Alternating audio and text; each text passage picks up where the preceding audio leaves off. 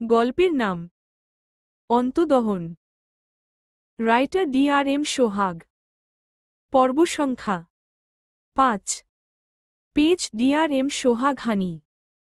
সন্ধ্যাকে চুপ দেখে আকাশ বিরক্তিকর কণ্ঠে বলে, বাংলা বোঝো না? হাসতে বলেছি হাসো।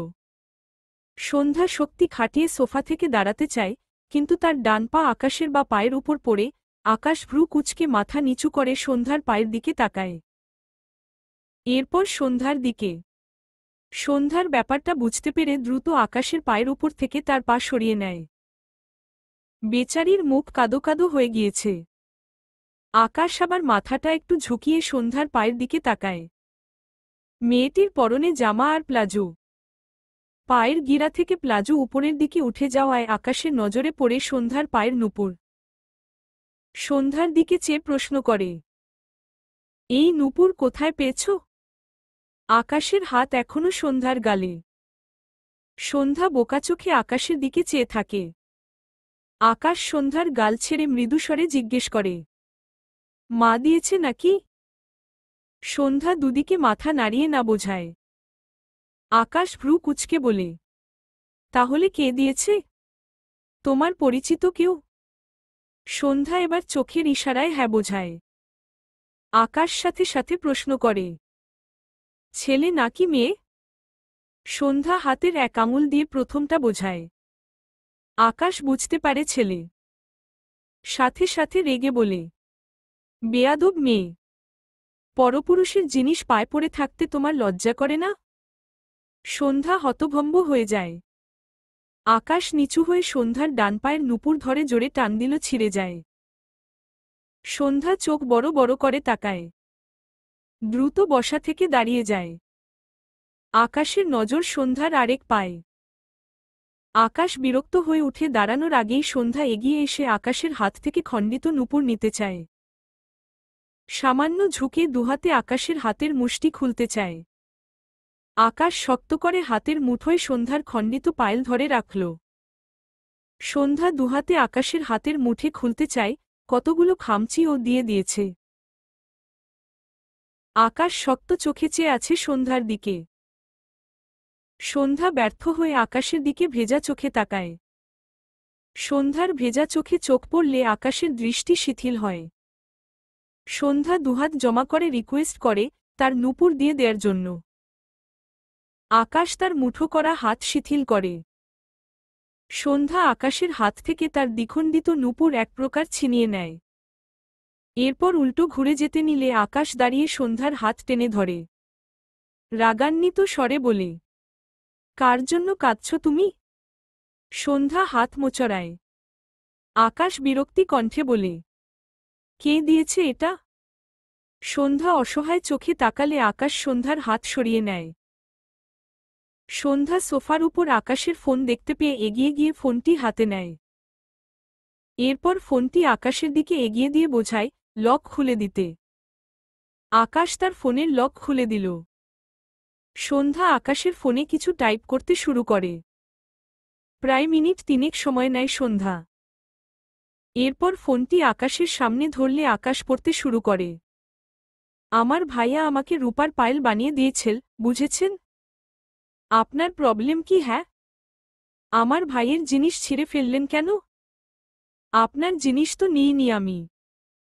ভাইয়া কত ভালোবেসে বানিয়ে দিয়েছে জানেন? জানবেন কি করে, পারেন তো শুধু কারণ ছাড়া মানুষকে লোভী বলতে। যারা যেমন তারা অন্যকে তেমনই বলে। নিজে লোভী বলেই আমাকে লোভী বলেছিলেন। আপনি হলেন মেয়ে লোভী। মেয়ে দেখলেই ড্যাবড্যাব করে তাকিয়ে থাকেন। লোভী কোথাকার। লেখাগুলো পড়ে আকাশ বিস্ময় চোখে তাকায় সন্ধ্যার দিকে। সন্ধ্যা ঢোক গিলে আকাশের ফোন সোফার উপর ছুঁড়ে ফেলে দৌড় দিতে নিলে আকাশ সন্ধ্যার হাত টেনে ধরে দাঁতে দাঁত চেপে বলে, কি বললে? সন্ধ্যা ডানহাত মুখে দিয়ে ইশারায় বোঝায়, আপনি বাংলা পড়তে পারেন না? মূর্খ নাকি? আকাশ চোখ বড় বড় করে তাকায়। কি পরিমাণ বেয়াদব মেয়ে ভাবা যায়? এতদিন সে একে কত অবলা মেয়ে ভাবত। সন্ধ্যার হাত আরও শক্ত করে ধরে দাঁত কিরমির করে বলে, ইডিওট, আমি কোনো মেয়ের দিকে তাকাই না, বুঝতে পেরেছ? সন্ধ্যা বিরক্ত হল। তাকে দেখলেই তাকিয়ে থাকে, আবার বলছে কারো দিকে তাকায় না। আকাশের হাত শিথিল হলে সন্ধ্যা তার ঘরের দিকে দ্রুত পায়ে চলে যায়।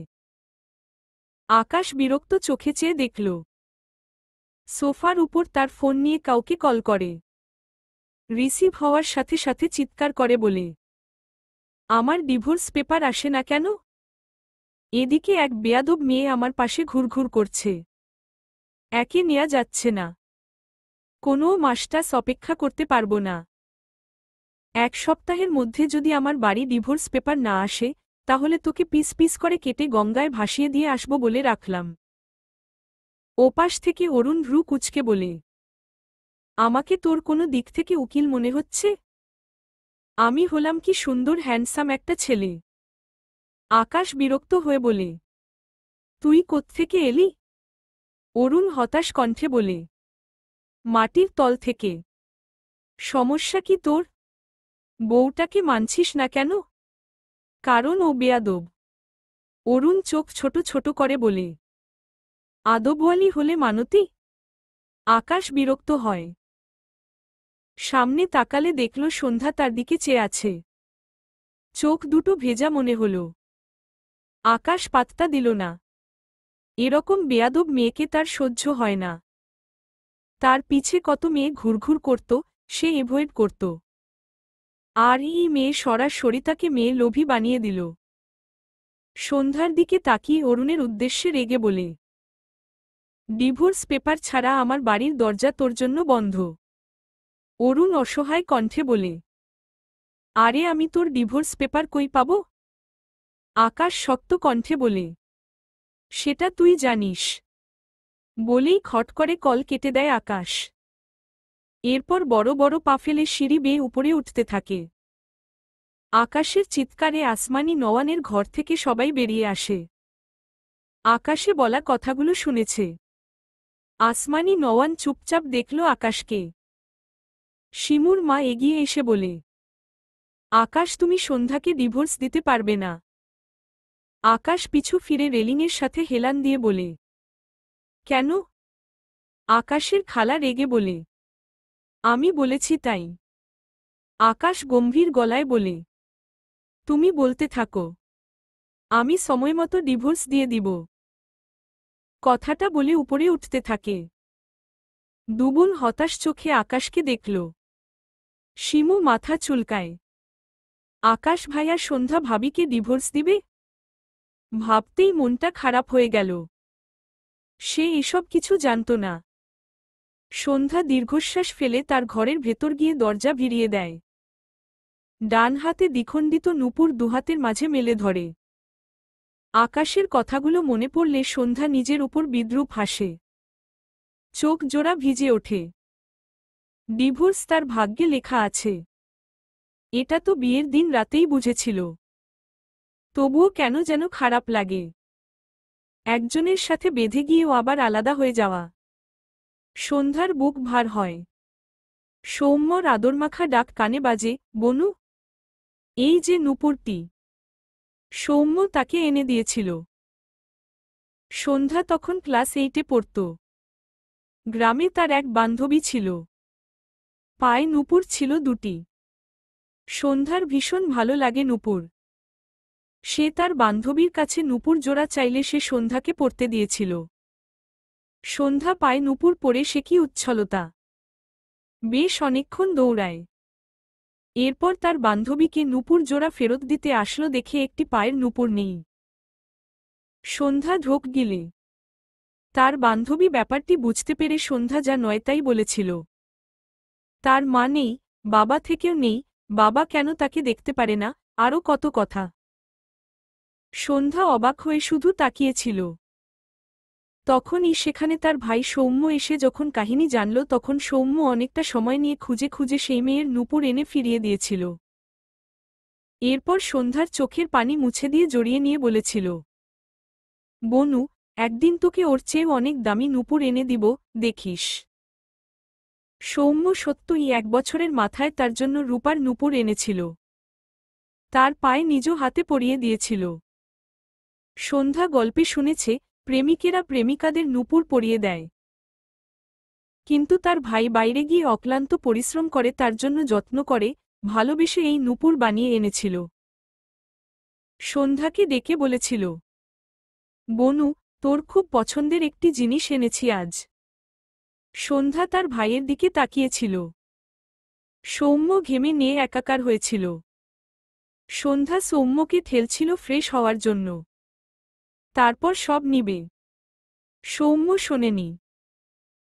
সে শার্টের হাতা দিয়ে কপালের ঘাম মুছে হাঁটু মুড়ে বসে সন্ধ্যার দুপায়ে নূপুর পরিয়ে দিয়ে মাথা উঁচু করে বলেছিল, এবার হেঁটে দেখাতো বনু। সন্ধ্যা পায়জামা উঁচু করে নূপুর দুটো দেখে বিস্ময় চোখে তাকিয়েছিল সৌম্যর দিকে। হাঁটু মুড়ে বসে মাথা নিচু ফুপিয়ে উঠেছিল। সৌম্য ব্যথিত স্বরে বলেছিল, কাঁদছিস কেন বনু? সন্ধ্যা চোখ মুছে ইশারায় বুঝিয়েছিল, কারণ তুমি বেস্ট ভাইয়া। কথাগুলো ভাবতে ভাবতে সন্ধ্যার চোখ থেকে টপটপ করে পানি গড়িয়ে পড়ে। দুহাতের মুঠোয় থাকা পায়েল ভিজে একাকার হয়। খুব মনে পড়ছে সৌম্য ভাইয়াকে। এই তো তার ভাইয়ের একটুখানি স্মৃতি। লোকটি কিভাবে ছিঁড়ে ফেলল। পা ছিলে গিয়েছে। সন্ধ্যা ওসব গায়ে মাখল না। তার তো এই নূপুরটার জন্য দম আটকে কান্না আসছে। লোকটি তার ভাইয়ের জিনিস ছিঁড়ে ফেলল, অথচ একটু অনুতাপ নেই। উল্টে তাকে ডিভোর্স দিতে পারছে না বলে কত রাগ। ডিভোর্সের কথা ভেবে সন্ধ্যার নিঃশ্বাস ভারী হল। সৌম্য রাস্তার ধার দিয়ে হাঁটছিল। মুখে মলিনতার ছোঁয়া। ইরার নীরবতা সৌম্যর বুকে ছুরির ন্যায় আঘাত করেছে। তার ইরাবতী অন্য কারো? কি করে মানবে সৌম্য? হঠাৎই তার সামনে কারো স্থির দুটো পা দেখে সৌম্য দাঁড়িয়ে যায়। মাথা উঁচু করলে ইরার বাবাকে দেখে ভ্রু কুঁচকে যায় তার। লোকটি সৌম্যর কাঁধে হাত দিয়ে বলে, তোমার সাথে ইম্পর্টেন্ট কথা আছে। 5 মিনিট সময় দাও। সৌম্য কি বলবে বুঝল না। সম্মতি না দিলেও না করতে পারল না। ইশতিয়াক আহমেদ সৌম্যকে নিয়ে একটি ক্যাফেতে বসে হালকা কিছু অর্ডার করে ভদ্রলোক। সৌম্যর বদনে চিন্তার ভিড়। ইশতিয়াক আহমেদ সৌম্যর দিকে চেয়ে ভাবনায় ব্যস্ত। কয়েকদিন আগে সৌম্যর ব্যাপারে খোঁজখবর নিতে গিয়ে জানতে পারে সন্ধ্যার কথা। প্রথমে আকাশ ইরাকে বিয়ে করতে রাজি ছিল। এরপর রাজি নয়। কারণ হিসেবে বুঝল সৌম্যর বোন সন্ধ্যা। তখন থেকে তার মেজাজ পুরো বিগড়ে আছে।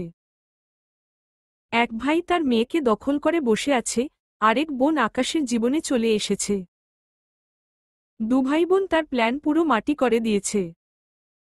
তবে খোঁজ নিয়ে জানতে পেরেছে আকাশ তার ডিভোর্সের সব ব্যবস্থা করছে। সময় লাগছে একটু। এজন্য কিছুটা শান্ত আছে সে। ভাবনা রেখে মৃদু হেসে বলেন, তো কেমন আছো? সৌম্য মৃদুস্বরে জানায়, ভালো। ইরার বাবাকে পাল্টা জিজ্ঞেস করলে ভদ্রলোক শব্দ করে হেসে ফেলে। সৌম্য ভ্রু কুঁচকে তাকায়। সে হাসির কিছু বলেছে বলে তো মনে হয় না। ইরার বাবা হাসি থামিয়ে বলে, একটু বেশি ভালো আছি, তাই হাসি থামছে না বুঝলে। সৌম্য বিরক্ত হল, তবে কিছু বলল না। ইরার বাবা পাঞ্জাবির পকেট থেকে ফোন বের করে সৌম্যর দিকে তাক করলে সৌম্য বিস্ময় দৃষ্টিতে তাকায়। স্ক্রিনে সন্ধ্যার সেসব পিক যেসব তাকে প্রতিদিন নিয়ম করে পাঠানো হতো। সৌম্যর গলা শুকিয়ে আসে। কাপা কণ্ঠে বলে, আমার বনু কোথায়? ইশতিয়াক আহমেদ টেবিলের উপর ফোন রেখে হাসে। সৌম্য হঠাৎই রেগে বলে, আপনি আমার বোনকে কোথায় রেখেছেন বলুন? ভদ্রলোক ভ্রু কুঁচকে বলে, আমি তোমার বোনকে বিয়ে দিয়েছি নাকি? তোমার পরিবার বিয়ে দিয়েছে। আমার চেয়ে তো তাদের ভালো জানার কথা। সৌম্য শান্ত হল। ইরার বাবা ভুল কিছু তো বলেনি। অতঃপর বলে, আপনি আমাকে আমার বনুর পিক ভিডিও পাঠাতেন তাই না? ইশতিয়াক আহমেদ হেসে বলে, বুদ্ধিমান ছেলে। সৌম্য বিচলিত কণ্ঠে বলে, আমার বনু কোথায় আঙ্কেল? প্লিজ বলুন। ইশতিয়াক আহমেদ হঠাৎই মুখ গম্ভীর করে ফেলে। শক্ত গলায় বলে, আমার মেয়ের থেকে দূরে থাকবে। সৌম্য কি বলবে বুঝল না। সে একটু আগেই ইরার সাথে দেখা করতে গিয়েছিল, কিন্তু ইরার তো বিয়ে হয়ে গিয়েছে। ঢোক গিলে বলে, আমি বিবাহিত মেয়েদের পিছু নিই না আঙ্কেল। ইশতিয়াক আহমেদের কপালে ভাঁজ পড়ে। সৌম্য আবার ও অনুরোধের সুরে বলে, আঙ্কেল প্লিজ বলুন, আমার বোনটা কোথায়? ভদ্রলোক হেসে বলে, বলবো বলবো, তার আগে আমার মেয়ের থেকে দূরে থেকে প্রুফ দাও। নিজে থেকে এভয়েড করে প্রুফ দাও।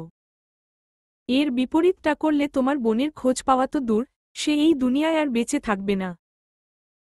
বুঝলে? সৌম্যর চোখে মুখে ভীতি। সে ইরার বাবাকে কয়েকবার দেখেছিল। উপর থেকে ভদ্রলোককে দেখে ভীষণ সাদাসিধে লাগে, অথচ ভেতরটা কত নোংরা হলে এই কথা বলতে পারে। তার বোনটা না বাঁচলে সে কি করে বাঁচবে?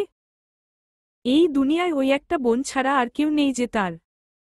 সৌম্য দীর্ঘশ্বাস ফেলে বলে, আমি আপনার সব কথা শুনব আঙ্কেল। প্লিজ বলুন আমার বোনু কোথায়? ইশতিয়াক আহমেদ হেসে বলে, এই শহর ছাড়তে হবে। বাংলাদেশের শেষ প্রান্তে যেতে হবে। নয়তো তোমার বোনের লাশ তোমাকে উপহার দিব। আমার আবার এরকম উপহার দিতে বেশ ভালো লাগে। সৌম্য দুহাত মুষ্টিবদ্ধ করল।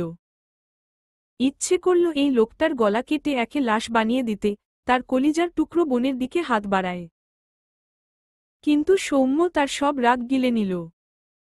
রাগ দিয়ে সব হয় না। ক্ষমতা লাগে, যা সৌম্যর নেই, কিন্তু তার সামনে বসা এই লোকটার ক্ষমতা অনেক সৌম্য জানে।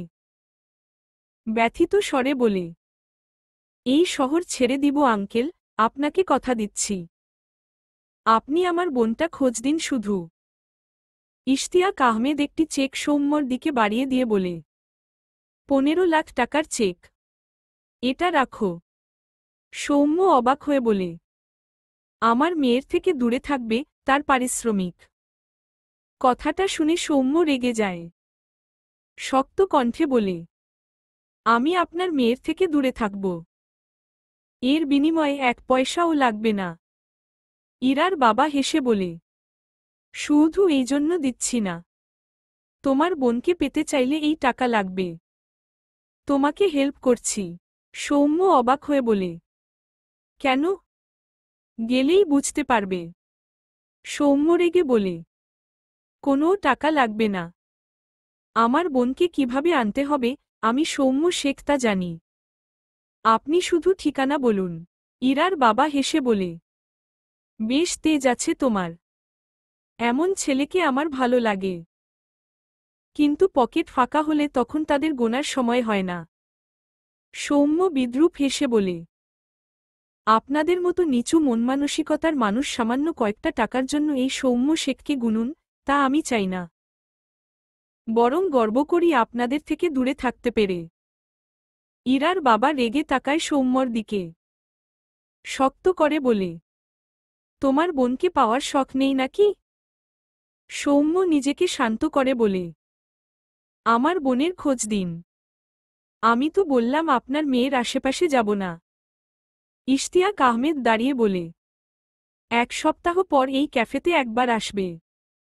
সেদিন তোমার বোনের খোঁজ পাবে। এই কয়দিন প্রুফ দাও, আমার মেয়ের থেকে দূরত্ব রাখার। দেখি কতটা সফল হও। আমার মনমতো হলে তোমার বোনের খোঁজ পাবে, নয়তো লাশ। কথাটা বলে 15 লাখ টাকার চেক সৌম্যর বুক পকেটে রেখে উল্টো ঘুরে যেতে নিলে সৌম্য ইশতিয়াক আহমেদের সামনে গিয়ে দাঁড়ায়। পকেট থেকে চেকটি বের করে ইশতিয়াক আহমেদের পকেটে ঢুকিয়ে হেসে বলে, আমি মধ্যবিত্ত হতে পারি, কিন্তু উচ্চবিত্ত, যেমন আপনার মতো লোভী নই। ইশতিয়াক আহমেদ রেগে তাকায়। সৌম্য মৃদু হেসে বলে, বোনের জন্য এতদিন অপেক্ষা করতে পেরেছি, আরও পারব। আপনার মেয়ে আমার কাছে আসলো এভয়েডের উপর পিএইচডি করে ছেড়ে দিব। বিনিময়ে 1 সপ্তাহ পর আমি আমার বোনের খোঁজ নিতে এখানে আসব। আসছি। ভালো থাকবেন। আসসালামু আলাইকুম। কথাগুলো বলে সৌম্য জায়গাটি প্রস্থান করে। ইশতিয়াক আহমেদ ভ্রু কুঁচকে তাকিয়ে রইল। গত 2 ঘন্টা যাবৎ ইরা সৌম্যর বাসার সামনে এসে দাঁড়িয়ে আছে। সৌম্যর ঘরে তালা দেয়া। কাউকে জিজ্ঞেস করলেও কেউ বলতে পারে না। ইরা রাস্তার পাশে এপাশ ওপাশ পায়চারি করল, হাঁটাহাঁটি করল। আবার বসে বসে অপেক্ষা করল। না, সৌম্যর কোনো খবর নেই। ইরা সৌম্যর জন্য রাত 10টা পর্যন্ত অপেক্ষা করল। ফোনে কল দিয়েছে, বারবার ফোন বন্ধ পাচ্ছে। জায়গাটি ফাঁকা হতে শুরু করেছে। একা একটি মেয়ে আর কতক্ষণ এভাবে রাস্তায় দাঁড়িয়ে থাকবে? কতজন বাঁকা চোখে তাকাল। ইরা তবুও দাঁড়িয়ে রইল। আরও 1 ঘন্টা অপেক্ষা করল। কিন্তু সৌম্যর খোঁজ নেই। ইরা ঝাপসা চোখে রাস্তার অপর পাশের পুরনো বাড়িটার দিকে তাকায়। জায়গাটি একদম নির্জন হয়ে গিয়েছে। ইরা দীর্ঘশ্বাস ফেলল। এখানে আর থাকা যাবে না। জায়গাটি একদমই সেভ নয়। জায়গায় জায়গায় ছেলেদের আড্ডা বসেছে এটুকু সময়ের মধ্যেই। ইরা শেষবার সৌম্যর বাড়িটার দিকে দৃষ্টি রাখে। এরপর উল্টো পথ ধরে। এই শুনশান রাস্তাটি থেকে বের হতে হবে তার। পিছন থেকে পায়ের শব্দ পেয়ে ইরা একবার পিছু ফিরল। ঢুলতে ঢুলতে কয়েকজন তার দিকে আসছে। ইরা ভয় পেয়ে দৌড় দেয়। দৌড়াতে দৌড়াতে মেইন রাস্তায় এসে ওঠে। পিছনে তাকিয়ে কাউকে না দেখে স্বস্তির নিঃশ্বাস ফেলে। এগিয়ে গিয়ে একটি বিকাশের দোকানে গিয়ে অ্যাকাউন্ট থেকে প্রায় 10,000-এর মতো টাকা উঠায়। এরপর আশেপাশে খুঁজে একটি হোটেল পেলে 1 রাতের জন্য একটি রুম ভাড়া নেয়। উদ্দেশ্য কালকে সকাল সকাল আবার ও সৌম্যর খোঁজে আসবে। হয়তো আজ কোনো পরিচিত বাড়িতে গিয়েছে। তবুও চিন্তা হয়। তার বিয়ে হয়েছে ভেবে সৌম্য খুব কষ্ট পাচ্ছে ইরা জানে। ইরা চাতক পাখির ন্যায় মেইন রাস্তার ধারে কতক্ষণ দাঁড়িয়ে রইল, কিন্তু সৌম্য যে নেই। ঝাপসা চোখজোড়া মুছে ভেতরে চলে যায়। ইশতিয়াক আহমেদ বাড়ি ফিরলে ইরার মন হন্তদন্ত হয়ে এসে বলে, আমার মেয়ে কোথায় বলুন? কি করেছেন ওকে? আপনার পছন্দের ছেলের সাথে বেরিয়ে গেল, আর ফিরল না কেন? রাত তো অনেক হল। ইশতিয়াক আহমেদ বিরক্ত হয়ে বলে, মেয়ের জন্য চিন্তা বাদ দিয়ে রিয়াদের জন্য চিন্তা কর। ঘাড়ে চাকু বসিয়ে দিয়েছে তোমার মেয়ে। বাঁচবে কি না সন্দেহ। তোমার মেয়ে এত তেজ কোথায় পেয়েছে? ইরার মা সাধারণত তার স্বামীর মুখের উপর কথা বলেন না। ভীষণ শান্তশিষ্ট স্বভাবের সে। কিন্তু মেয়েটা তার উল্টো। আজ তিনি একেবারে চুপ না থেকে বলেন, আপনার তেজ আপনার মেয়ে পেয়েছে। এটা তো সবাই জানে। বউয়ের মুখে সঠিক জবাব পেয়ে ইশতিয়াক আহমেদ দাঁত কিরমির করল। ইরার মা মৃদুস্বরে বলে, ইরা কোথায়? ও বাড়ি আসবে না? ইশতিয়াক আহমেদ গম্ভীর গলায় বলেন, আসবে। সপ্তাহখানেক সময় গেলে এমনিতেই আসবে। কিন্তু এখন ও কোথায়? এত রাতে একা একটা মেয়ে কোথায় আছে? আছে হয়তো কোনো হোটেলে। অ্যাকাউন্টে অলরেডি টাকা নেই। আমার মেয়ে তোমার মতো গাধা নাকি? ইরার মা চুপ হয়ে গেল। মায়ের মন কি মানে? চিন্তা তো লেগেই থাকে। রাত তখন 12টার কাছাকাছি। সন্ধ্যা বাড়ি থেকে বেরিয়ে আসে। তার ঘরের ভেতর ছটফট লাগছে। আজ অনেকদিন পর সে অনেক বেশি কেঁদেছে। যদিও বাইরে একটু ভয় ভয় লাগছে, তবুও বেরিয়েছে। আকাশদের বাড়ির থেকে বেরোলে বাড়ির বর্ডারের মাঝে বেশ বর্ষর একটি সুইমিং পুল আছে। সন্ধ্যা এগিয়ে গিয়ে সুইমিং পুলের পাশে বসে। মিটিমিটি আলো আসছে এদিকে। সন্ধ্যা মলিন মুখে টলটলে পানির দিকে চেয়ে আছে। আকাশ বাগানে এসে ব্যবসার জন্য কলে কথা বলছিল খুব সিরিয়াস মুডে। উদাম শরীর, পরনে কালো রঙের ট্রাউজার, ডান হাত পকেটে ঢুকিয়ে বা হাতে ফোন কানে নিয়ে হাঁটতে হাঁটতে কথা বলছিল। হঠাৎই পায়ের সাথে কিছুর ধাক্কা লাগে।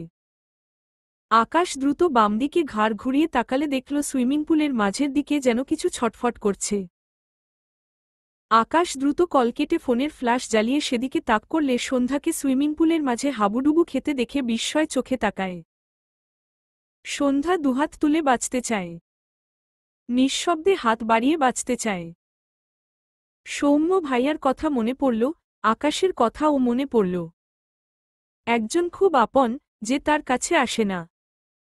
আরেকজন নামে আপন, তবুও কেউ একজন বাঁচাতে আসে না কেন তাকে? আকাশ ফ্ল্যাশ লাইট অফ করে সুইমিং পুলে নামতে যেতে চেয়েও থেমে যায়। এই মেয়ে তাকে মেয়ে লোভী বলেছিল, ভাবা যায়।